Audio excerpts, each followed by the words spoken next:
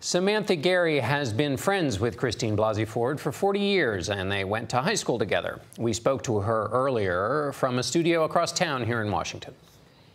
Samantha, she has said in her statement today that she is terrified about testifying. As you point out, she says it's her civic duty. She also said that she was afraid and ashamed to talk to anybody about this incident. So how is she preparing for today? What is she doing? Well, you know, she's been largely sequestered.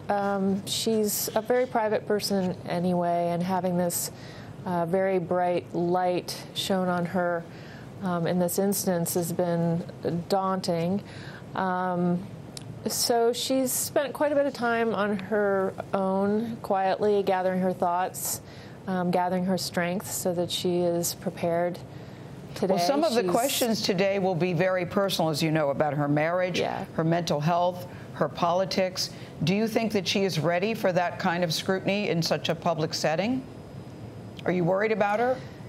I am definitely worried about her. I would be, you know, who wouldn't be scared to get up and have to talk about these incredibly private things in such an incredibly public way to strangers who have already, many of whom have already said that her testimony doesn't really matter to them. So that's frightening, but she's fierce and she's smart and she's sincere, and she will, no one should underestimate her. She's going to do great today.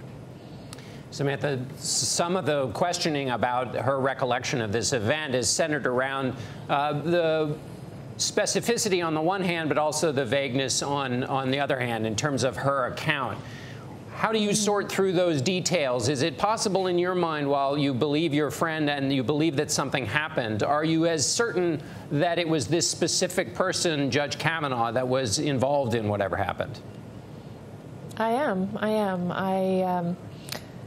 I think it's well documented from everything I've been hearing, as well as through the news and whatnot, that people who have had these types of traumas have an acute memory of a lot of details, and then there are a lot of things that are somewhat vague.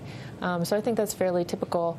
But in this case, she knew Brett Kavanaugh. She knew exactly who was attacking her, and there's no question about his identity. This is something that she's been clear on from the beginning, and in every instance that she's brought this information forward to a friend, she has been clear about that. Okay, Samantha Guerry, we're going to have to leave it there. Thanks so much.